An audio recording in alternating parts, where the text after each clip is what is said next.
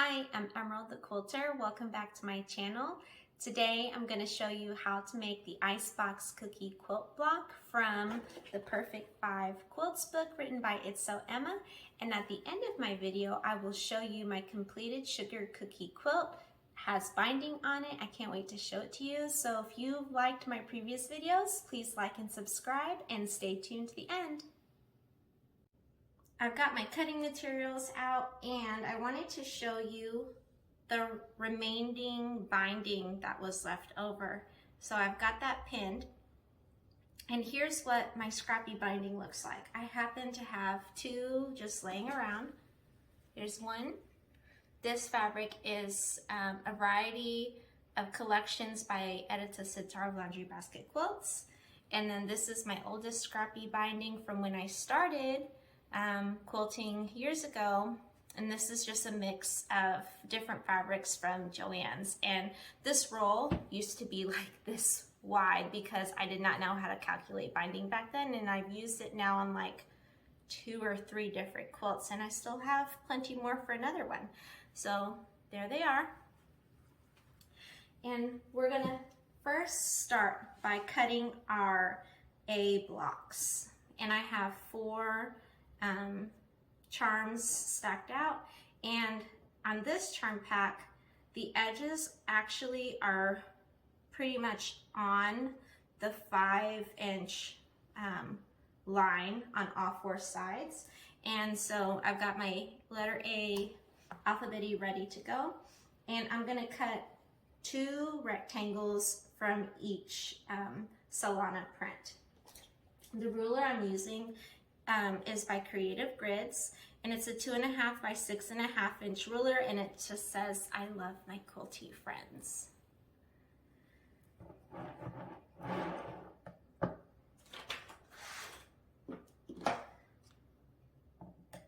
And start cutting away.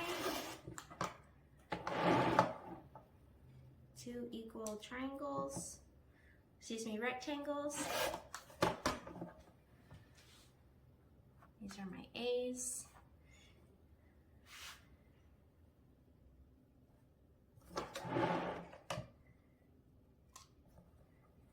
Keeping them lined up as much as possible.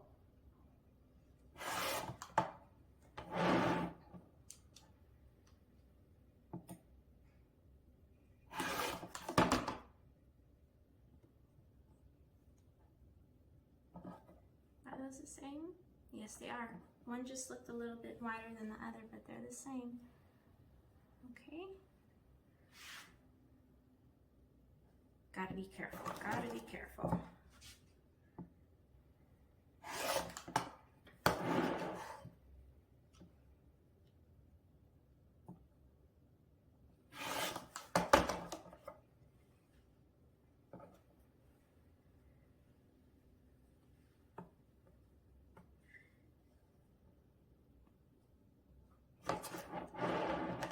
Ooh, this one's hard to cut because I have a ladybug on this side and then the large sunflower. I guess I'll chop off the sunflower.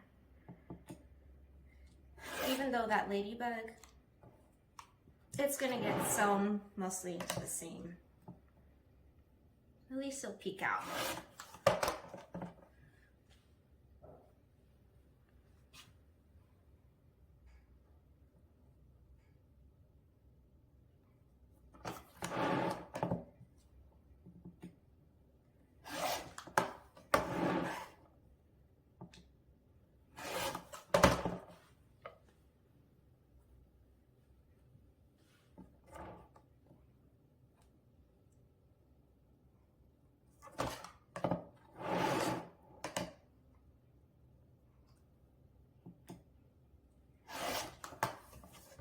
Got 3 more piles to cut through, and then we can look at, I'm actually gonna cut a little bit different this time because I really want to prepare the accent blocks, which is just a 4-patch. And if you have the book, you'll notice that it doesn't give you, well, it kind of does, but explicit directions on how to prepare your 4-patch, and I'm going to show you today the way that I want to do it, which I find to be more convenient. So we're just going to do things a little bit different. I'm going to go outside of the pattern.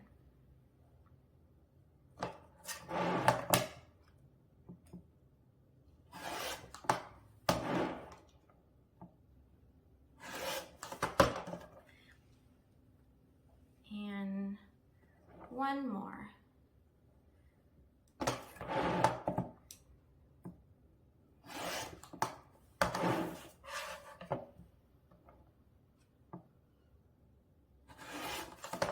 Yay! So here are all of my A's. I kept them side by side. They're ready to go.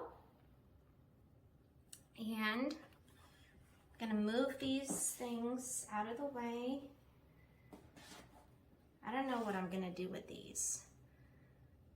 I'm just gonna put them off to the side. And I'll get the table cleared up so that I can show you how I plan to cut the accent strips for the blocks. I've got my B and D fabrics on the table. They're folded and lined up for cutting.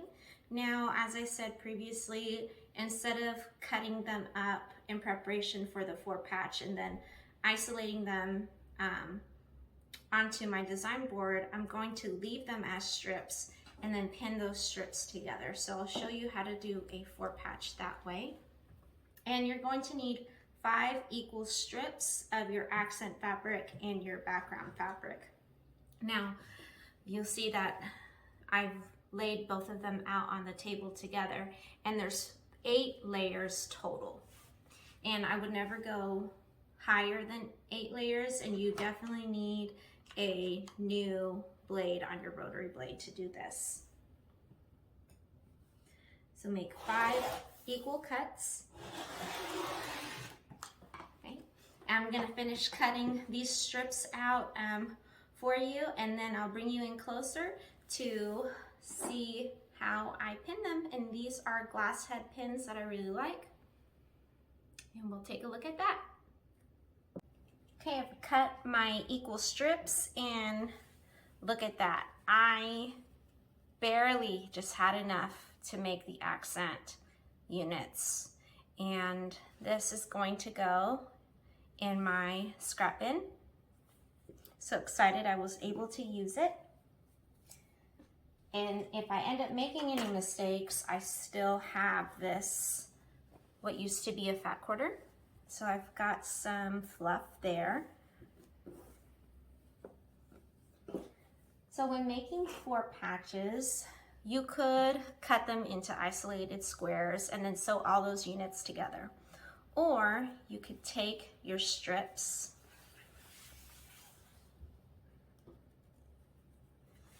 and pin them. And my green fabric doesn't have any selvage, so I'm leaving the selvage off on the background fabric. And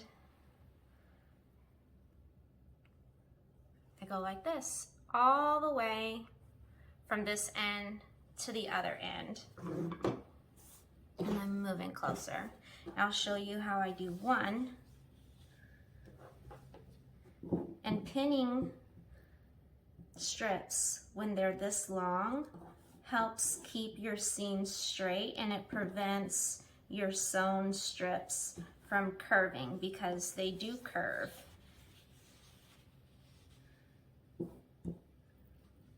And I'm not really measuring how far the distance is between each pin. Just over time, I've kind of gotten used to what works for me.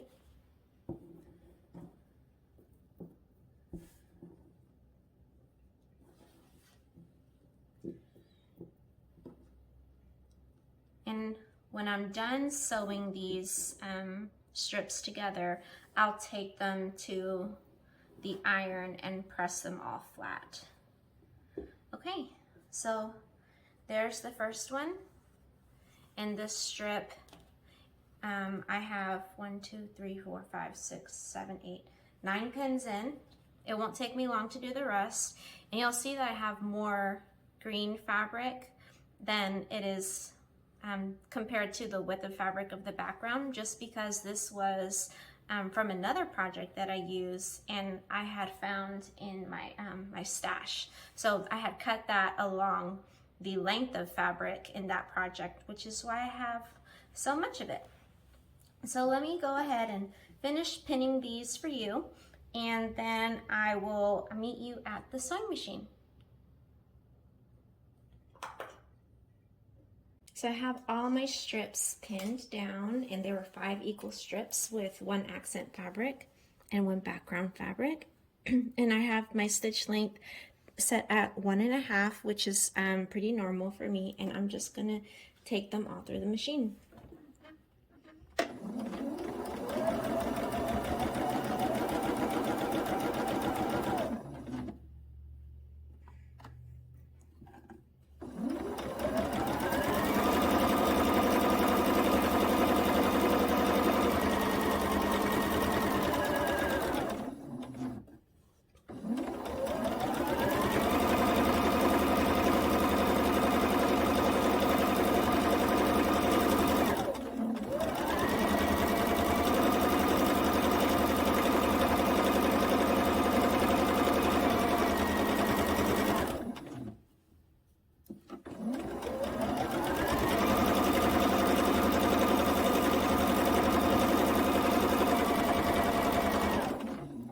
And I do try not to go over my pins because, like, here's a good example. This one's a little bent, and I love them. They're really sharp, they're thin, so they don't bend the fabric. It doesn't create a little hill here, and I just find them easy to work with when they're straighter.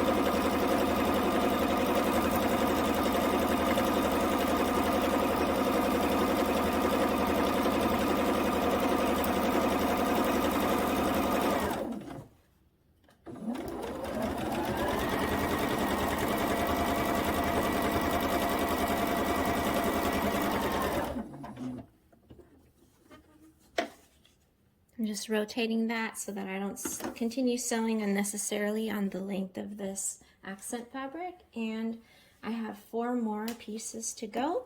So I will finish these off camera, iron them flat towards the dark side, and then I will see you at the cutting table to show you how I prepare the 4-patch unit.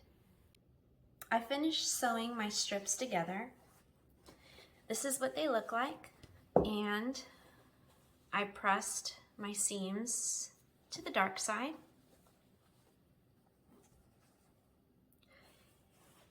And I went ahead and I cut 1 strip.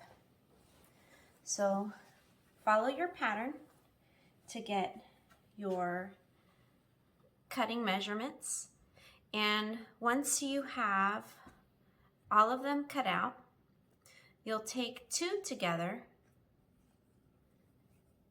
interlock the seams, take a pin, punch it right through the seam, and then sew it together. When you open it, your 4-patch will be done. So I prefer this method much better than taking all 4 squares, sewing 2 squares, then sewing 2 other squares, and then sewing those pairs together. For me, I just find this more satisfying. I don't think it reduces the time or necessarily reduces the amount of steps, but it's just a preference. So you can do whichever you'd like, but this is the way I'm gonna do it. And what you will do is make sure that you have 36 4 patches. So I'll just keep cutting, cutting, cutting until I have 36 of these.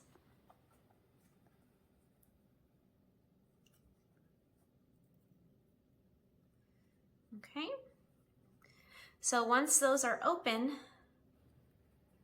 and pressed, I brought my design board here because I wanted you to see how it was going to look.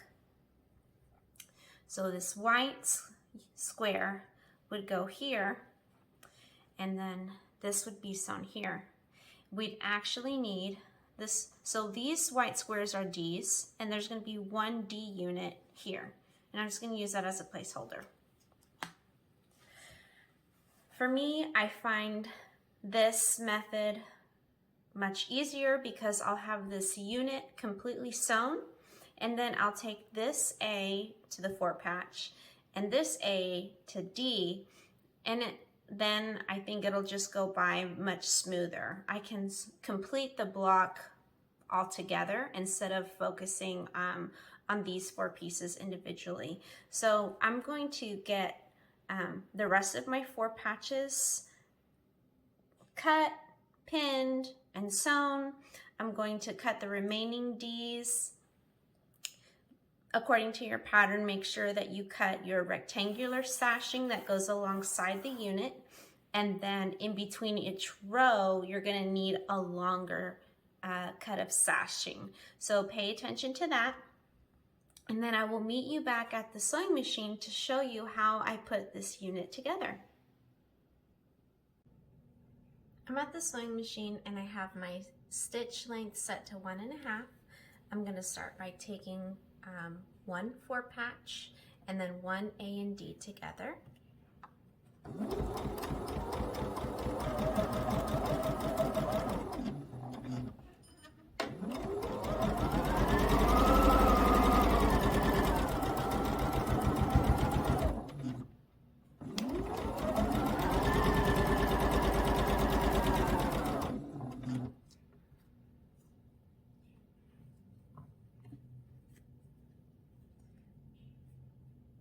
Lining up those edges.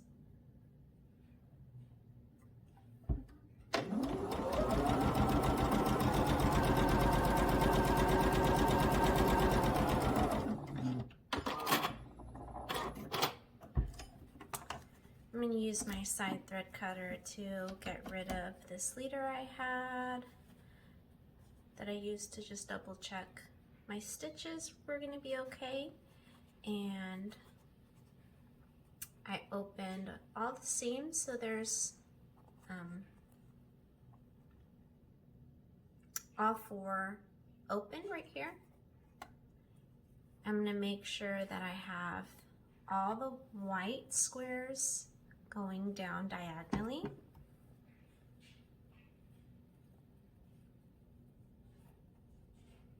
I'm going to press this towards the dark.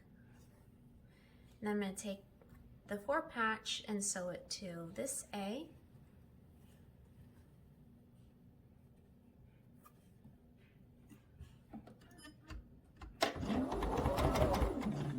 And I don't need a leader anymore because I was just checking and everything is good now.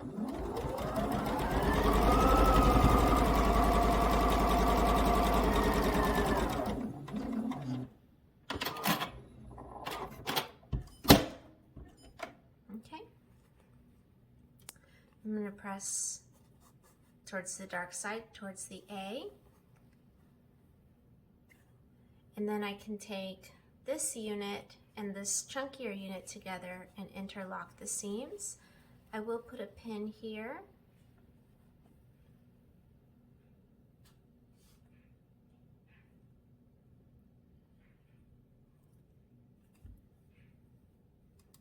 Okay.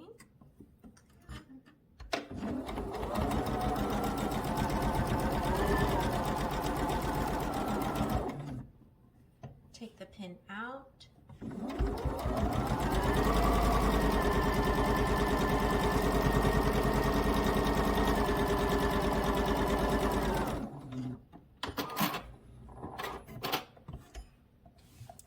see how it came out.